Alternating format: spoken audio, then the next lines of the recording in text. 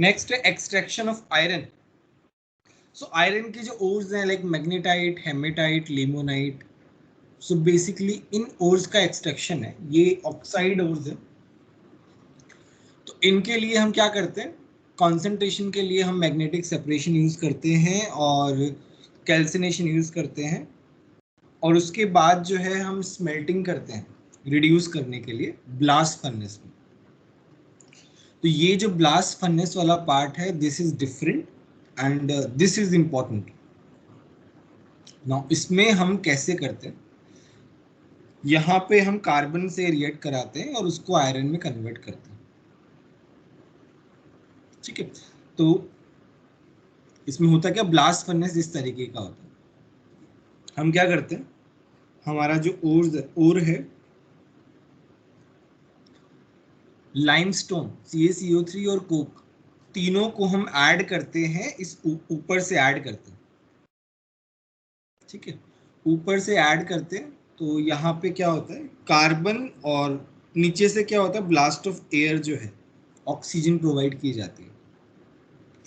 तो उससे क्या होता है, कार्बन ऑक्सीजन के साथ रिएक्ट करके CO2 में कन्वर्ट होता है और फिर बहुत ज्यादा एनर्जी रिलीज करता है।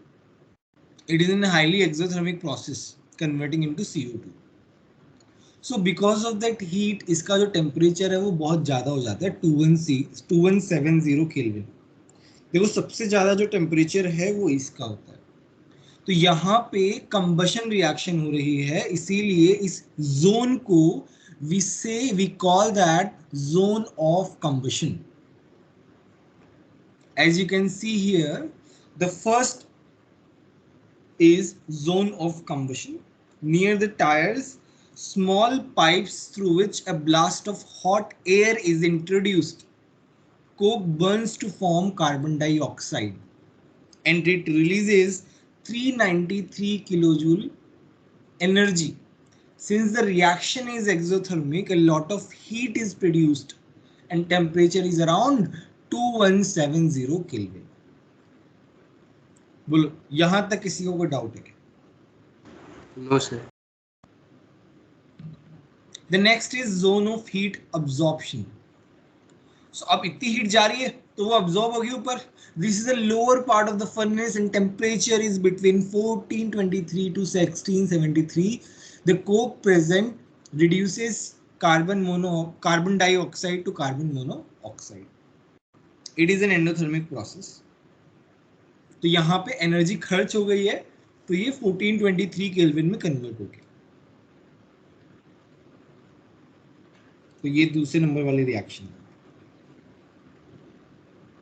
नेक्स्ट क्या है, zone of slag formation. It is the middle part of the furnace, the temperature is around 1123 kelvin. In this region slag formation happens. So what happens, calcium carbonate जो है वो टूट जाता है कैल्शियम ऑक्साइड प्लस CO2 में, and CO2 and CaO which works as basic flux, it forms a slag with SiO2 which is an acidic impurity. So that's how it forms slag here. बताया था acidic flux, basic flux depending upon the impurity type. Yes sir. और जो impurities हैं जैसे P4O10 है, SiO2 है, MnO2 है, वो रिड्यूस हो जाती है कार्बन के साथ रिएक्ट करके in the zone of slag formation. As you can see here as well, slag formation.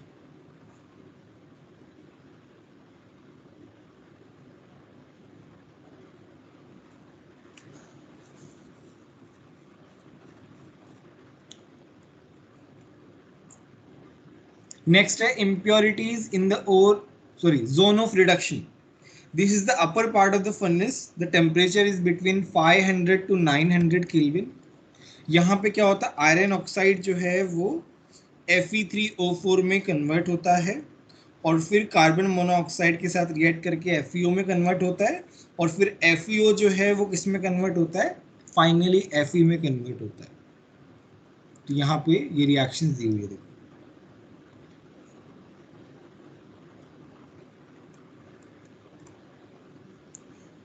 तो ये तुम्हारा क्या हो गया, जोन ऑफ रिडक्शन हो गया। अब आता है zone of fusion. Now this is the lower part of the furnace, temperature 1423 to 1773 kelvin. In this region, spongy iron with impurities and calcium silicate slag melts. ना होता क्या है कि यहाँ पे ये मेल्ट हो गया, मोल्टन आयरन का जो मेल्ट है वो नीचे रहता है और स्लैग का जो मेल्ट वाला पार्ट है वो ऊपर रहता है, बिकॉज आयरन जो है वो it is heavy compare to the slag, so वो नीचे आ जाता है बिकॉज ऑफ ग्रेविटी। और फिर जो है दोनों पार्ट अलग अलग हो जाते हैं। पिग आयरन जो है वो आयरन वाला पार्ट है और ये स्लैग वाला पार्ट है, दोनों अलग अलग हो जाते हैं। देखो यहाँ पे लिखा भी हुआ है, both molten iron molten slag form two separate layers. The molten slag is lighter hence forms upper layer, while molten iron is heavier hence forms lower layer. The iron obtained from this furnace contains 4% carbon and many impurities in a small amount.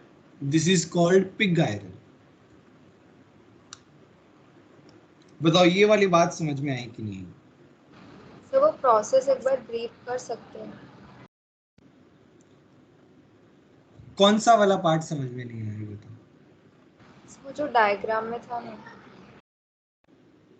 तो basically पहले क्या हो रहा है, carbon oxygen के साथ react करके CO2 बना रहा है और हीट जनरेट कर रहा है। उस हीट की वजह से टेम्परेचर 2170 केल्विन आ रहा है। फिर सेकेंड वाला जो पार्ट है उसमें कार्बन जो है वो CO2 के साथ रिएक्ट करके CO बना रहा है, इट इज एंडोथर्मिक प्रोसेस, तो यहाँ पे एनर्जी खर्च हो रही है। फिर थर्ड जोन में स्लैग बन रहा है, लाइमस्टोन जो है वो CaO बना रहा है और CaO जो है SiO2 के साथ स्लैग बना रहा है कैल्शियम सिलिकेट के साथ। और फिर फोर्थ जोन में आयरन ऑक्साइड जो है वो कन्वर्ट हो रहा है आयरन में। और फिर फाइनली जो है फ्यूजन वाला जो जोन है उसमें मोल्टन स्लैग और मोल्टन आयरन जो है वो अलग अलग हो जा रहे हैं। आयरन जो है वो पिग आयरन में निकलता है जिसमें 4% कार्बन होता है।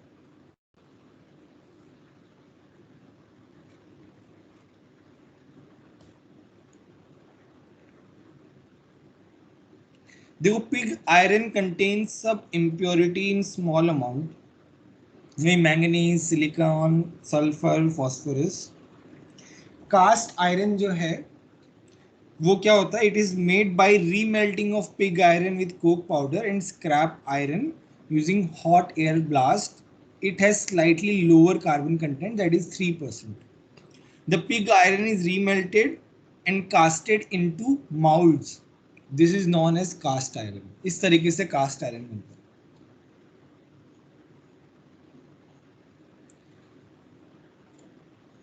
नेक्स्ट है राउट आयरन।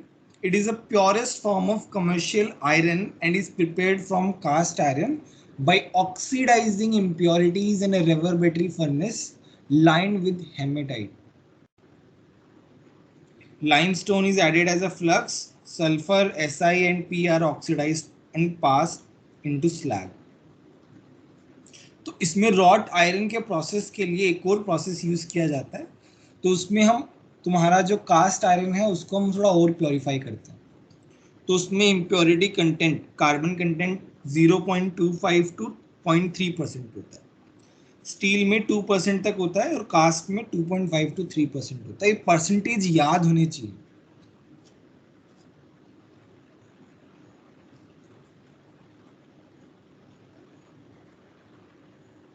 बोलो अभी तक कोई डाउट है? No sir.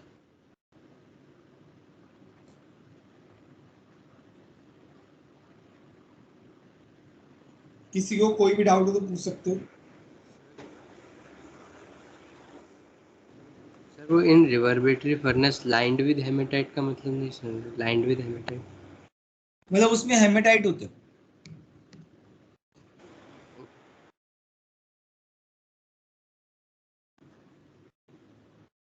जैसे वो सीड करना नहीं होता, हाँ सर, रिएक्शन को फास्टर करने के लिए सर। हाँ बस उसी के लिए यूज किया जाता है एक तरीके से।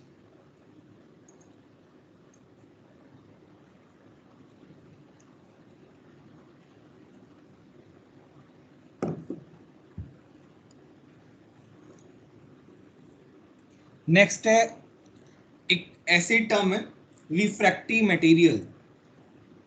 High melting point containing substances are called refractory material. जैसे सिलिकॉन ऑक्साइड है, बेरियम ऑक्साइड है, एमजीओ है, कैल्शियम ऑक्साइड है, इनका मेल्टिंग पॉइंट ज़्यादा होता है. नेक्स्ट है pyrometallurgy. Pyrometallurgy is nothing but thermal treatment of ores. Heat करना ही पायरोमेटलर्जी है. कैल्सिनेशन हो गया, रोस्टिंग हो गया, स्मेल्टिंग हो गया, रिफाइनिंग हो गया, these all require lot of heat. So this is under pyrometallurgy. Next आता है एक्सट्रैक्शन ऑफ लेड. तो lead is extracted from galena. Galena का फॉर्मूला क्या होता है बताओ? PBS. तो पीबीएस में क्या होता है? इसको हम रोस्ट करते हैं.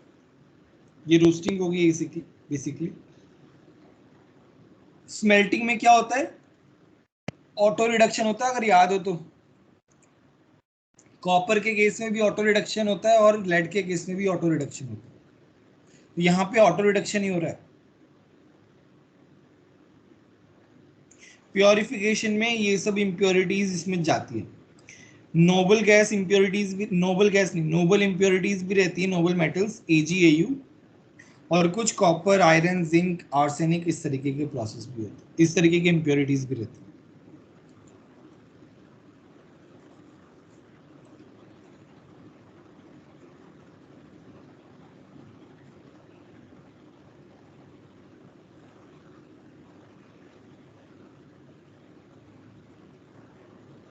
नेक्स्ट है सॉफ्टनिंग प्रोसेस. इसमें क्या होता है? The impure metal is melted on the hearth of the laboratory furnace in a current of air. The base metals are oxidized and float over the surface of molten mass as scum. तो basically इसमें impurities जो है वो scum की तरह जमा हो जाती है. जैसे हम वाटर सॉफ्टनिंग प्रोसेस लेते हैं उसमें भी स्कम की तरह इम्प्योरिटीज अलग हो जाती है, वैसे इसमें होता है. इम्प्योरिटीज जो है वो स्कम बना लेती है और वो अलग हो जाती है बेसिकली.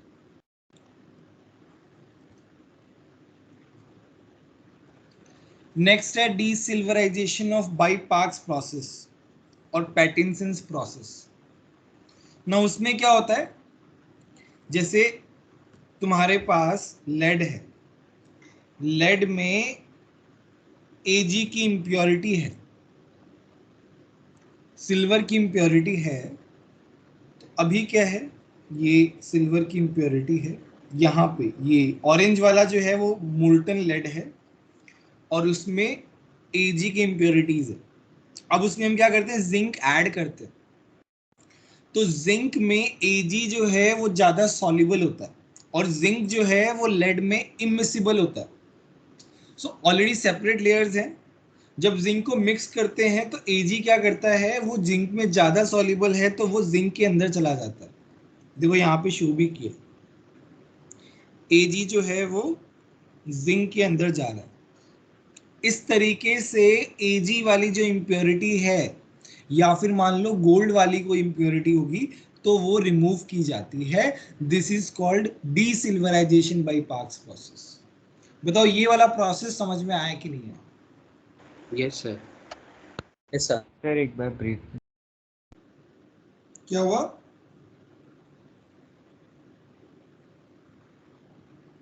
किसी को डाउट हो तो बोलो.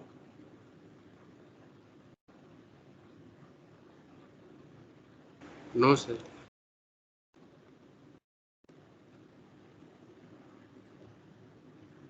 इसमें देखो क्या लिखा हुआ है. In this method zinc is mixed with lead. Zinc is immiscible with lead and silver is 300 times more soluble in zinc. देखो कितना ज़्यादा soluble है. That it is in the lead. When zinc is added to the liquid lead that contains silver as contaminant, the silver preferentially migrates into the zinc. Obviously वो zinc के अंदर जाएगा. The zinc is immiscible in the lead. It remains in the separate layers and is easily removed. If gold is present in the liquid lead, it can also be removed by similar process.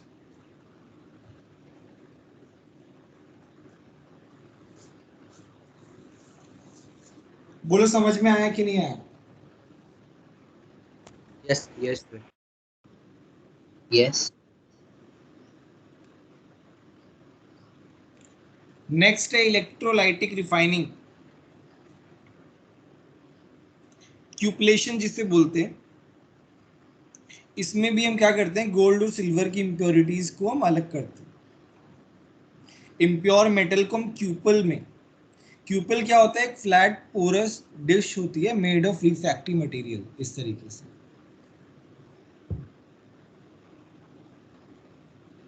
ये तुम्हारा क्यूपल है। इसमें क्या करते हैं, and then directing a blast of air, इसमें air blast करते हैं फर्नेस में।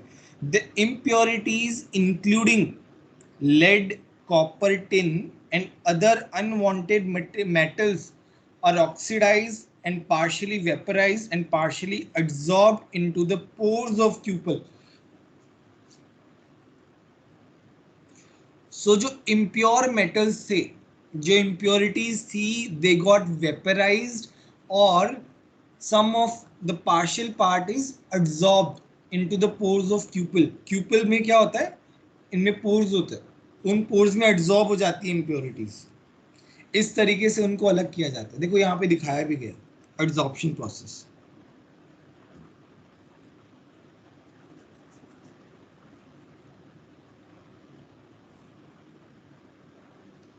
ऑक्सीडाइज होने के बाद वो एब्जॉर्ब हो जाती है या वेपराइज हो जाती है।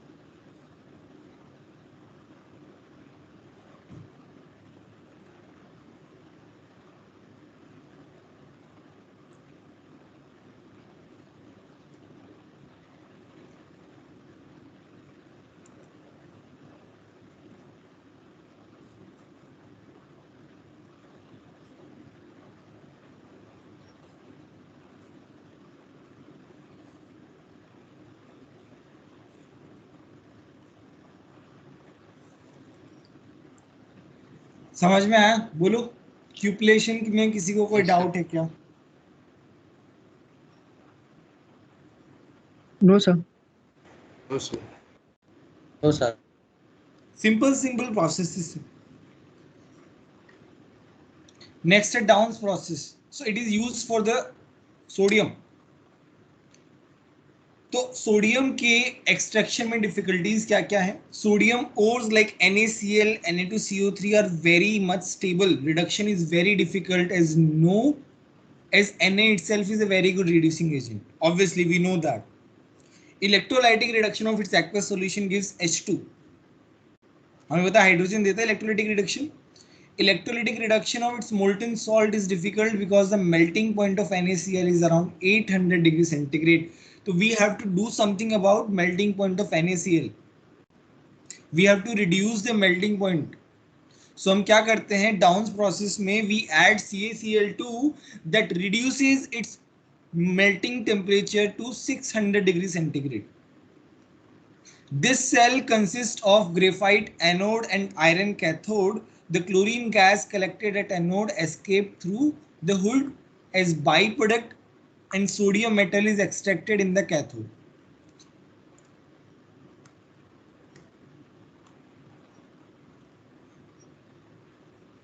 बोलो ये वाला प्रोसेस समझ में आया कि नहीं आया?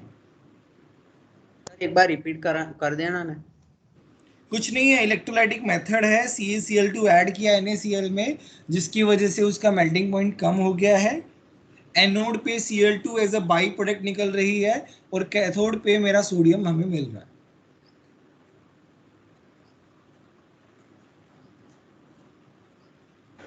Yes sir. सर हाँ बोलो। सर डिफिकल्टी का सेकंड पॉइंट डिफिकल्टीज में क्यों आता है? Electrolytic reduction of its aqueous solution gives H2, इसमें क्या डिफिकल्टी है? सोडियम तो मिलेगा ही नहीं ना तुमको, कैसे मिलेगा सोडियम बताओ? ओके समझ। भाई सोडियम तो कैथोड पे मिलेगा और कैथोड पे तुमको H2 मिल रहा है, सोडियम तो मिल ही नहीं रहा। डिफिकल्टी क्या है? ये तो कुछ हो ही नहीं रहा इसमें। यस सर CaCl2 कैसे, मतलब कैसे वो रिड्यूस करता है? सो बेसिकली तुमने ये देखा होगा कि ऊपर भी कौन से प्रोसेस में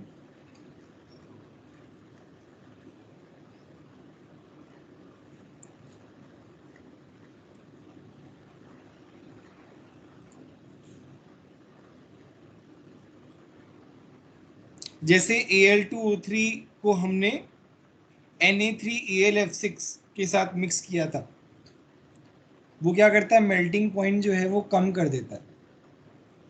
सो इट इज बेसिकली क्या नाम है, तुम इलेक्ट्रोलाइट ऐसा ऐड कर रहे हो जो मिक्स होने के बाद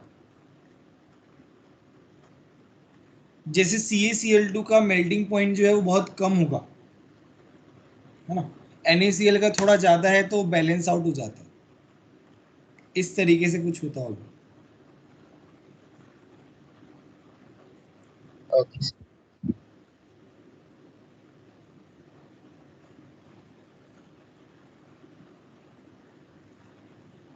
तुम्हारा चैप्टर खत्म हो गया. सर हाँ हाँ बोलो. सर इलेक्ट्रोलाइटिक रिफाइनिंग में जो क्यूपुलेशन प्रोसेस था उसमें हमें पहले मेल्ट क्यों करना पड़ता है?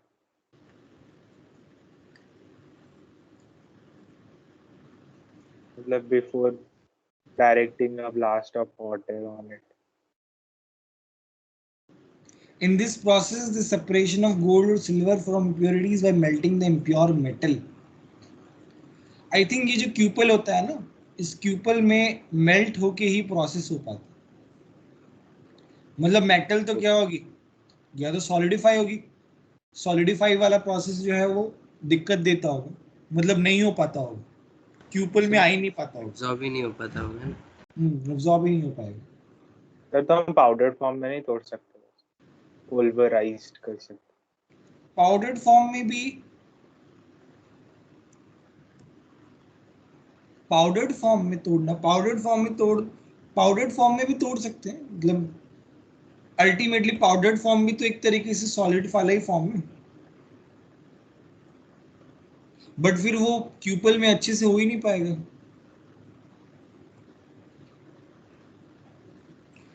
जनरली ये जो प्रोसेसेस होते हैं मोल्टन में ही होते हैं. सर और वो क्यूपल में पोर्स आप कहाँ पे होते, कहाँ पे? यहाँ पे होते, देखो यहाँ पे दिखा है, यहाँ पे होते हैं.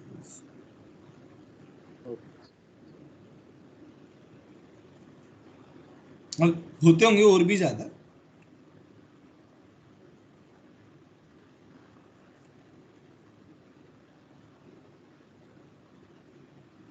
तो एब्जॉर्प्शन हो रहा है कि एड्सॉर्प्शन होगा?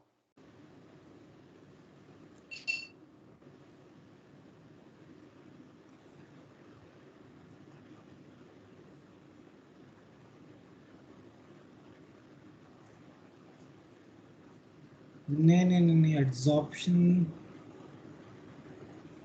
अब्जॉर्प्शन ही हो रहा है यार ये. आई थिंक यहाँ पे गड़बड़,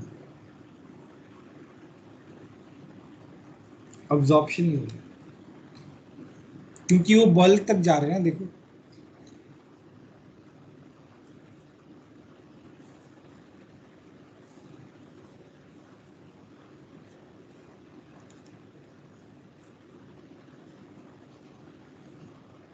और बोलो.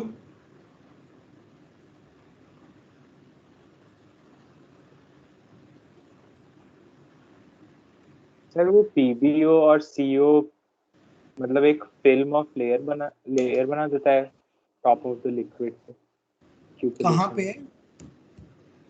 क्यूपुलेशन में. वो जो सेकंड डायग्राम लिखा है ना, पीबीओ एंड सीओ हाँ हाँ on the top of the liquid. हाँ. तो मतलब वो एक लेयर भी बनाते हैं सिल्वर के. हाँ वो लेयर भी बनाता है, बट वो फिर उसके बाद एब्जॉर्ब हो जाता है.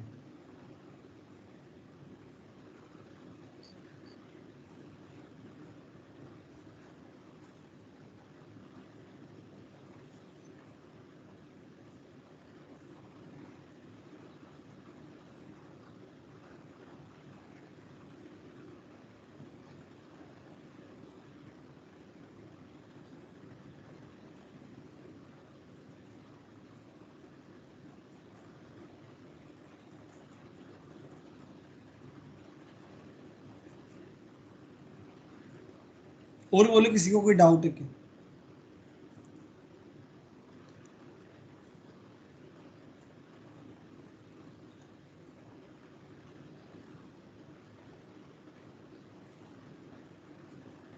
सर एक बार होप्स प्रोसेस ब्रीफ कर देंगे.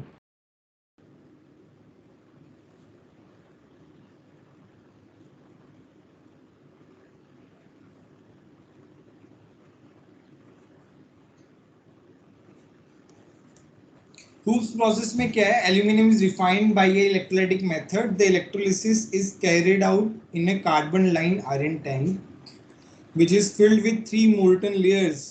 तो इसमें 3 layers होती है. ऊपर वाले में प्योर एल्यूमिनियम रहता है, बीच वाले में मोल्टन फ्लोराइड्स रहते हैं, नीचे वाले में तुम्हारा कॉपर अलॉय रहता है. Bottom layer impure aluminium, middle layer fluorides, top layer pure molten L. Impure को हम एनोड पे रखते हैं और प्योर को हम कैथोड पे रखते हैं. बस इलेक्ट्रोलिटिक प्रोसेस ही हो रहा है लेयर वाइज. यहां से इम्प्योर कॉपर मोल्टन में जा रहा है और फिर यहां से वो इस पे जा रहा है. When an electric current is passed, Al plus 3 ions from the middle layer go to the top layer and are deposited as pure aluminium. At the same time, an equivalent amount of aluminium from the bottom layer passes into the middle layer. The impurities remain in the bottom layer as they do not dissolve in the electrolyte.